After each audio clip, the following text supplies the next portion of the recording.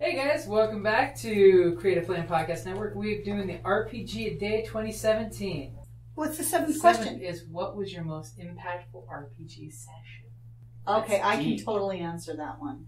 That's deep. I'm thinking the one I threw the brass dice at the guy. Oh, now we have to hear that story. No, I'm it's like, not a real what? story. Oh. But I do have one where Dan threw brass dice at iWalk. Imaginary Worlds of Gaming. So many bad games that. Do we want to do it or? What's your story, Tyler?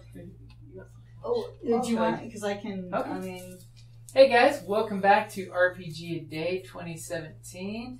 The Prince of the Apocalypse D&D group is getting lucky and doing a couple of them in advance for you guys. So, it is August the 7th. What was your most impactful RPG session? hi, this is Kelly, and I would have to say the most impactful one was Scion. It was we were summing up one of the our last Ragnarok and Roll session.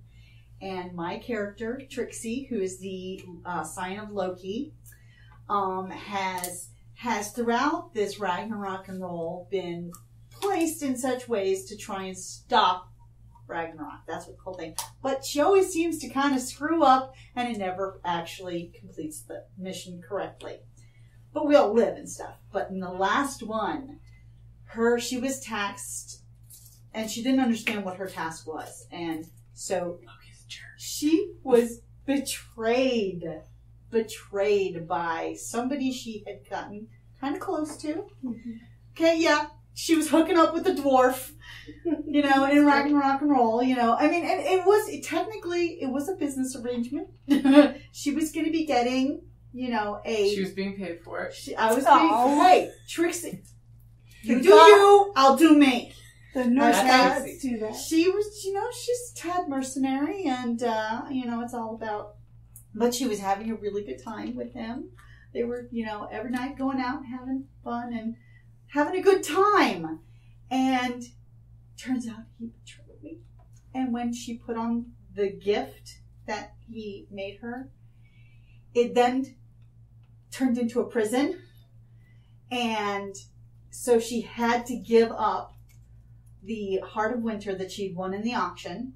Although, to be fair, she did make it so that the doors couldn't fit on it. She turned off their Wi-Fi. I kept turning off their Wi-Fi. They were using a Sheldon box. Because they can't go out in the day.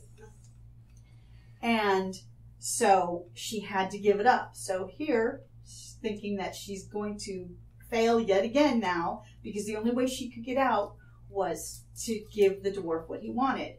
And so she did. And it, turns out, I mean, it was on one hand it was a good thing, but a whole city died. Not her fault, but my character believes that basically Ragnarok is starting because of her, because she failed, and that he betrayed her, and her father used her as a pawn, and it broke her. My character has been broken. Yeah. Her heart. Cried. I was literally crying in this, it hurt. I mean, it was devastated, this character. She was broken, and she's still broken. And we blame Jim. I blame Loki. I blame Loki. She blames her dad. But my character it was so impactful, the whole session, that it has now changed this character. I was in tears, role playing this character. Well, you know how intense we get attached to our characters. Mm-hmm. Need I remind you of the time that in the same Ragnarok and Roll game, Scion, that I told you I had a NPC husband and children. That game. And oh, just the one time I why did I roll twins? She rolled badly. They spent a day in real life planning the characters' weddings. Yes, it was great. Oh, I have to tell you all about the wedding. It was But wonderful. anyways. I showed him that cool church. And Okay. And I told you he was, you stay away from him. I told the GM, don't, Her kids and husband were off limits. So we were on our honeymoon, and you go and have my husband killed, blown apart in front of me and on me. Cruise. And I went ballistic, and I killed the 7 dwarfs. Literally. Okay, no, 2 of them lived, right? I was so No, the 2 you met later lived. The Yeah. ones that were in the surveillance van, you killed them all. I honest to God killed the 7, 7 dwarfs. So. In Yeah. her defense, the dwarf was killing a doppelganger that was going to kill her when he got didn't her know that. privacy. But She didn't know that. But I didn't know that, and I was like, no, I told you no, you can't touch it. So yeah, she was like a wreck. And for our podcast listeners, I deleted 7 minutes of you screaming I at her couldn't. call. No. Literally, And I kill it. As soon as I described the head exploding and You you see a cannot guy kill him. smoking shotgun sitting out a dark van's window, she just lost. I told you, her you shit. were not allowed to kill him. That's just it. Why would you give me those type of things? Why would you You're not not allowed a to GM kill like him. that? Yeah, so It's always a bad sign sign. can be very powerful, especially when you have a GM who's got Machiavelli genius here. And then the group felt evil because they killed the dwarves. I When they did, were I in the felt so surveillance van. bad. They're like, "Why is this a surveillance van?" And they hit play on the video that's up, and you show her husband running back into the gift shop, and then the doppelganger comes out of the mirror Oh, but the thing and is, then knocks the him reason out why- and locks him up from the castle. the reason why her husband went back into the gift shop was to buy her another ring because she gave up her wedding ring to save. all these people all on this these Viking people on a river boat. cruise. Because They one of the needed Rhine gold. maidens, Yep. basically, her sister got hurt, and she was going to kill all the humans on the ship. Unless she got gold that was, but because it had to be specifically because it meant so much to her. So, There's a reason why the Scion game is the first podcast we started, because we want to make sure to record that stuff. We got some seriously deep storylines. That's cool. Any other volunteers for this? All right, impactful. Let's go with impactful on my real life. So I was playing I don't even remember what the system was at this point. I think the DM was just improvising the entire time. But I'm playing with a girl who was then my girlfriend. And we get into this room where it's like, oh, just need to go into this one place and you make a wish and we'll change whatever thing with the world. And it turns out our entire group had different goals with that. And it becomes a race to see who can get to the center of the room first. oh dear. Unfortunately, while I'm a rogue, I am not in first place in this race. It is actually my girlfriend. So I decided to give her a tap on the shoulder in the form of a knife in her back. Oh. Stop, let's discuss this a little bit. You were just playing to your character. I was. We weren't dating in the game, so... No. Good caveat. Yes. Yes, but then that turned into a thing. Yeah, no. Everyone First- at this table we go, you should have discussed this with me first. Yes, the rest of the night was but you threw a knife into my back! It turns out that is not a popular thing to do with your Don't partner. game to bed angry. Yeah. Yeah. And she was very determined that she was going to do the right thing, and we all screwed it up because I threw a knife in her back. Well, And obviously. if I had just not thrown knives into people's backs... That's a good life choice, typically. Who knew you had her back, but in the wrong way? Oh, too soon. Yeah. That was a mistake, it turned out. You can win the game, but lose. Lose the war of love. Yeah. Bravo, sir. Very, That's the way the sciatica severs. the moral of the story. Oh, dear. Remember that, honey. I've done so many bad things to you, and I I survived know. the next night. It's okay. Oh, me? Let's see. So many. So, a lot of what's coming to mind are the most recent Sunday game been in, and there's a lot of moments in there that I could draw on. Let's see. But I guess one of the ones that was most impactful was for reasons of foreshadowing, and because it was an extended 12-hour session, it was meant to be so that the players were emulating the tiredness that the characters were feeling. So we're defending against this, helping defend against the siege of this capital city, and there's monstrous armies outside. They have cannons we didn't know about. There's a dragon that swoops in, and we have to deal with that. And one of the most important, one of the greatest moments of it, and is still occasionally a sore point between me and the DM these days. There was a big ramp up story-wise. There's an extra planner being summoned for the siege against the city. Blah blah blah. We discover this. We discover it in writings all across our adventures. And when we get to the city, we're helping defend against a flow of goblinoids that are coming into the city. And I'm saving something special. Yeah, look in your face right now. Right? So it finally appears, right? It appears, it's got a bunch of weird floating, flying creatures around it as well. So I'm thinking, okay, warded out the wazoo, this must be the extra planar. It's up here, it's got electric running all through it. So I'm like, okay, this is what I do. And I say, I'm casting dismissal. You, off my plane. Fails the save, fails the SR. Blows away a boss fight with one spell. Oh my god! And you banish him from whence he came. And he's banished. Yeah.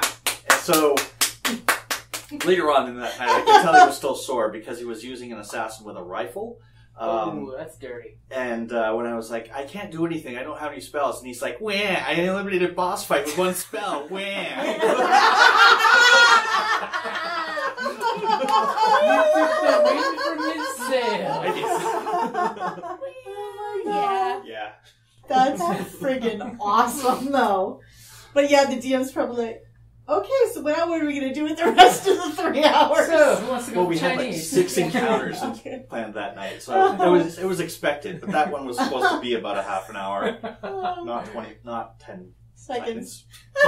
Well, in all fairness, you did see the writing on the wall, so to speak, that there was a big summoning going to happen. So Exactly. in character, your character had a perfect reason to keep the sucker dismissal. punch. Yeah, exactly.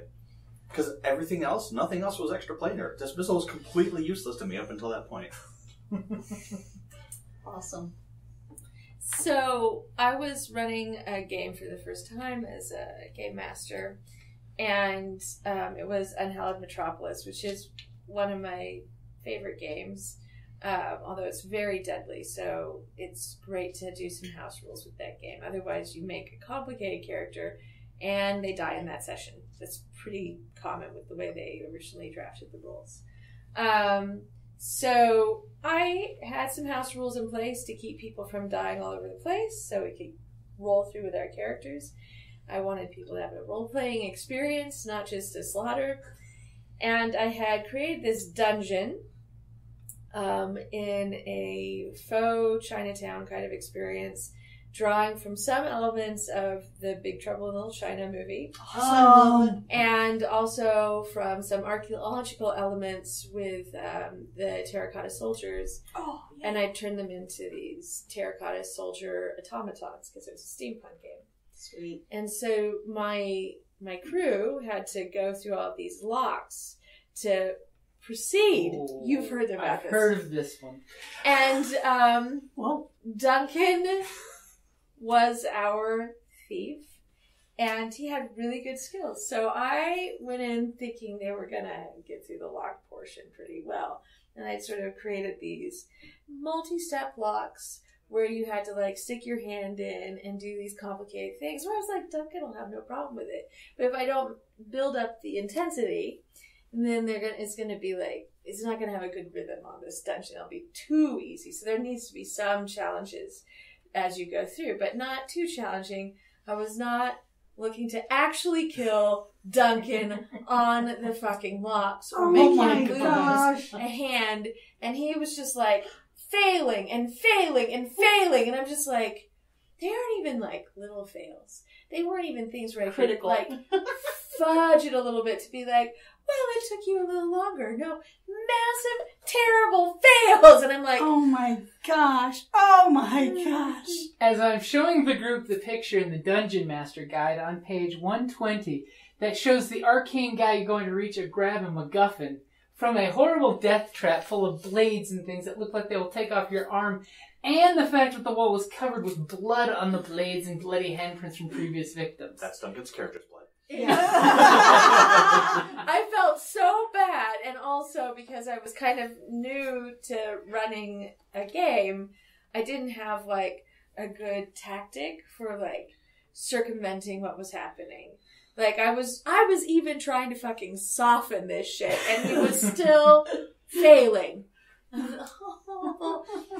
We did not lose him permanently, but it was there was some permanent repairs. appendages were lost permanently. It is a game in which you can get some like, you know, bionic limbs and stuff, but at a cost. So it was actually ridiculous because it was so hard to get through the locks that I created to be like average to easy, like pretty easy for this group, that we had to like take a breather before we hit the really hard part of the dungeon. Wow. Yeah. Wow. So I learned some good GM things. I think I apologized to Duncan pretty profusely. And I still feel actually pangs of guilt about that one. I'm still like, oh, I failed. If it makes you feel better, he was bragging about it like badge of honor. Oh, that's good. That does make me feel better. Oh my god, it was so ridiculous. It's that no shit, there I was moment. Because some of the best stories start with the horrible thing, and yet you survive. Right. Because They when, did as live. a GM, when you expect them to succeed easily, they fail. When you expect them to fail and have a hard fight, they succeed immaculately. No, that's true, because by the time they got to the freaking terracotta automaton soldiers, that I thought was going to be like... Which is a great idea. Terrible. Yeah, just ask Glassstaff. I thought it was going to be this terrible, brutal experience. They got it and they were like... They just like blew through the room. I'm like, what just happened? I spent 1,000,000 hours crafting this part of the game and 10 minutes crafting the locks. And you guys are like, the locks are doomed! We're going to die! And then you get to the really hard part and you're like, yeah, we just roll this Pshaw. dice, get a critical hit, and yeah, we're done. The great thing about both of these stories is that they're all dependent on the RNG, the random number generator, the D20s, the D whatevers. The intensity around the success or failure Is the chance. can really create some awesome stories. And also, like, all of the guys in this group are really bright. A lot of engineers, a lot of historians, you know, just really smart, out-of-the-box thinkers. And so they hit the terracotta soldiers, and they came up with a plan of attack where I was like, fuck me, man. Shit. Oh, okay, we're doing it that way? Great. We're gonna blow through this, and then they did. So it was actually wonderful and terrible at the same time. But see, that's magical, because that's like League of Extraordinary Gentlemen. You know, when they're this defunct group of motley guys are having so hard difficulties doing simple things, but then when it comes to the killing shit, they got that. Oh yeah. They're like, we got this. Boom, you're done with the big fight, like in 2 minutes, you know. Mm-hmm. That's awesome. Yeah, I really loved my terracotta soldier automatons, and I would bring them back. That's a really great idea, though. But I would probably change shit up. Get them crossbows. I'm like, 40 terracotta warriors with crossbows. There would not be any way to, like, avoid them in the way that the gentlemen were able to, like, work around. You give them the one round for them to wind up.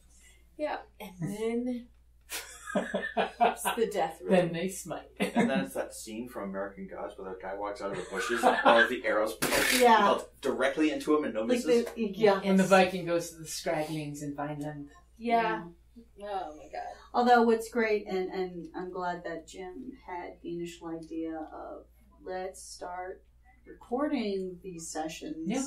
because then you can go back to listening to them. You know what? As a matter of fact, I would like you to put on disc the Ragnarok and Roll. You know, jump drive? Yeah, or something that, because That's a good idea. It's way too long for a disc. Well, yeah, I mean, or at least, because, it was very, that was like a roller coaster. It was, and when you get these moments and you're sharing these moments, that's the most impactful thing. And weren't you asking for something that you could do as another Patreon reward level and shit? I did on the Facebook. Oh. Where if you did a certain reward level, you could request to have a certain series on a jump drive. That's true. For the Kickstarter that we're going to be putting out shortly. Yeah, so it's all in one, all the extra little commercials taken out, Cut off the front and the end. Although, That's a great idea. Go back, and now that I have more skills in editing, actually re-edit some of the earlier stuff that was just and take the recording and put it on. Yeah. That's a good idea. That is a good idea. That is a very good idea. It will be done. I want one. Because No, see, then what we do is we get some jump drives, and we have somebody take Sculpey and make some kind of, Scion Sculpey thing to put the jump drive into. I can work on that. Sort of like, remember the Game of Thrones? Yeah. Stark Wolf? There you go. There you go. I'll give you some homework. It's like I'm trying to think of... Because the Scion... We can actually leak that now. That there's another Scion group that can go up there. You can't bake it. Well, you bake it, then you put it in. Yeah, that's not that easy. I sculpted through those. You could take a plastic egg that's yeah. big enough for the jump drive and put that inside to make the hollow, and then or just a styrofoam, because the styrofoam will melt, but then it will help keep the shape of when you bake it. Or we'll Okay, make a wood plug in the exact same dimensions. That's true. There we go. Wood can be baked, and you can Well, reuse then you can't get it out, but as easily. But if you styrofoam Vaselined it. what if you used a needle case? We're making things really Okay, yeah, well, Yeah, So guys, I hope we have impacted you with our impactful episodes, which, my God, guys, you all had some really fucking good ones. I still remember the wedding episode. Oh, the wedding I can tell episode. you. We all have the multiple ones. Yeah. But, I mean, mine was so impacting that I actually wrote additional stories of a follow-up because it had to be purged. Yeah, for Trixie. Yeah. So I have to go with one of the most impactful ones from me, because I just realized I didn't say anything yet. That this would have been years ago, back when Imaginary Worlds of Gaming and Things for Thinkers was here in Tucson. It was our local game store. Hey, that's where I got my first dice. They had this really cool concept of, in the back of the parking lot, they had a place where there was like 6 game rooms where you could go in and game and borrow. Sort of like what most Tucson Games and Gadget does here. But there was lots of space in a storage unit in the very back of the little compound. Well, we used to go in there, we'd check out the game store, we'd go game. Well, we had a GM, I won't say his name, but his name was awesome. But he was known for being a killer GM. Basically, he was at the end of his GMing through high school type of thing and burnt out and running games for people. He really should have stopped GMing, taken a break, got the venom out of the system.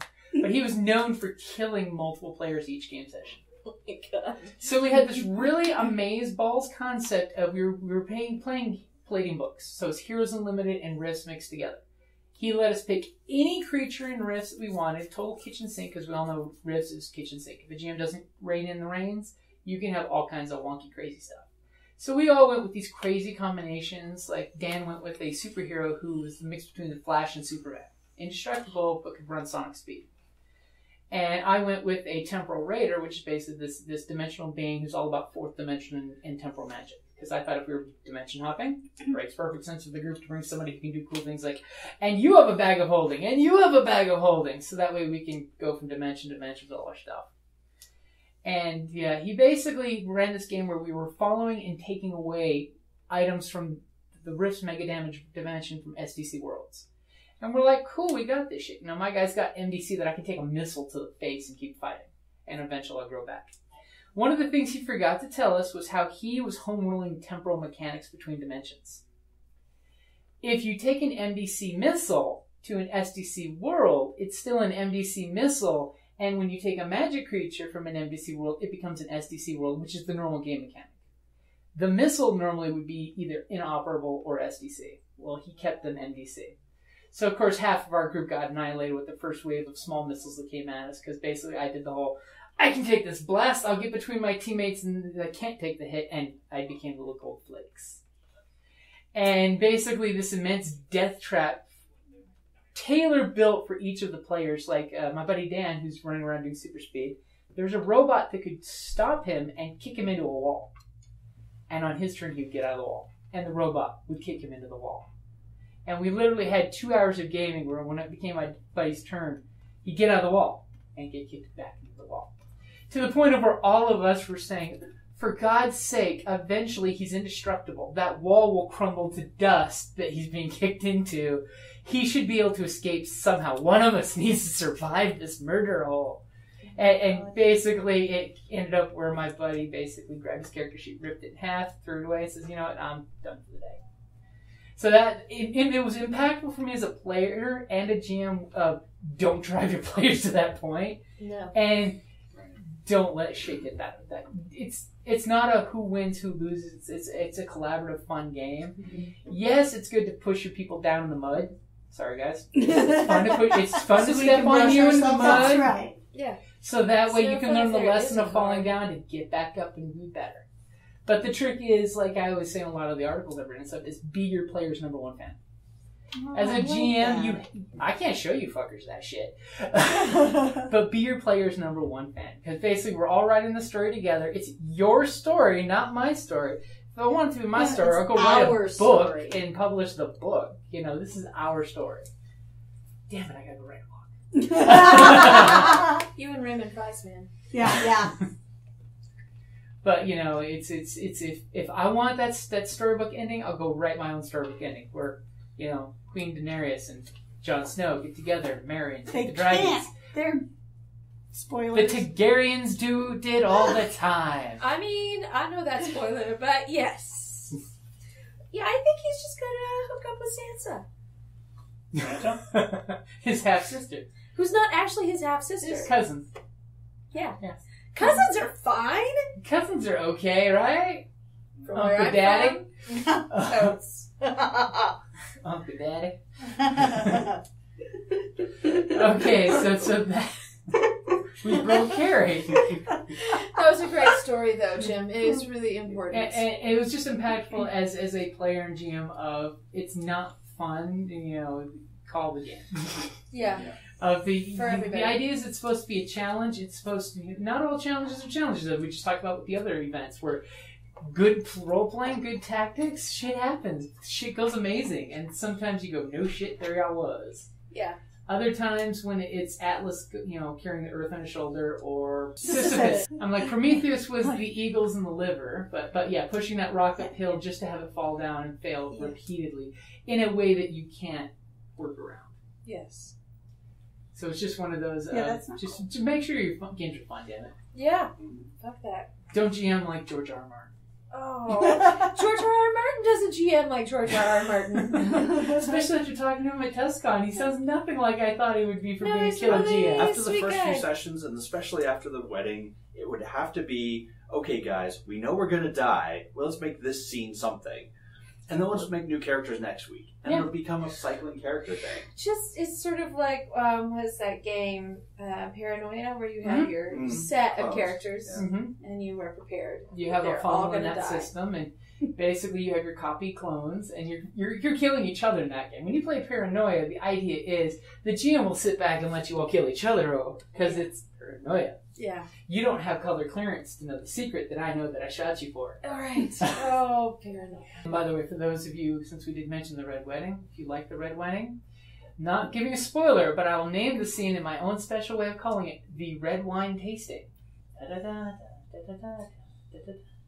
I haven't gotten there. No, you haven't gotten it yet. I've only watched like 5 episodes of Game of Thrones, enough so I could make jokes about it in my like improv show that I did last year in front of George R.R. Martin. Like, felt like I should be able to make Game of Thrones jokes just for him and have him sign my ass. That was priceless. Seriously? magic. Yes. He signed my bustle. Oh, okay. I was like, He would have signed my ass if I'd asked. You know, we still have that Game of Thrones book to do a giveaway for. Oh. Yeah. So if you're still listening in this very long episode, and you're interested in a copy of the Song of Fire and Ice, the first book of George R. R. Martin's Game of Thrones, we do have an autographed copy that we need to do a contest on Facebook for or something. cool. Yes. And that is a good place to finally wrap it up there. Hi, this is Kelly, aka Trixie from Ragnarok and Roll, a Scion to Ragnarok story, and Tilda Wimblewick from D&D Journey of the 5th Edition. First off, I would just like to say thank you to everyone for listening to our varied adventures, as well as for rating us on iTunes and rpgpodcast.com. If you haven't rated us yet, we would greatly appreciate it if you could. And if you're looking for more ways to support our efforts, we are now on Patreon, a great site where you can help us continue making more podcasts, as well as some special surprises for our patrons. If you can, please look us up at www.patreon.com/cppn. Every little bit helps. And again, thank you for listening.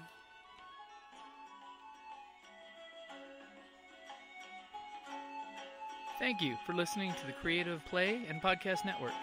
And feel free to enjoy our other shows, such as D&D Journey of the 5th Edition and Scion Ragnarok and Roll, a Scion hero to Ragnarok story. Thank you for listening.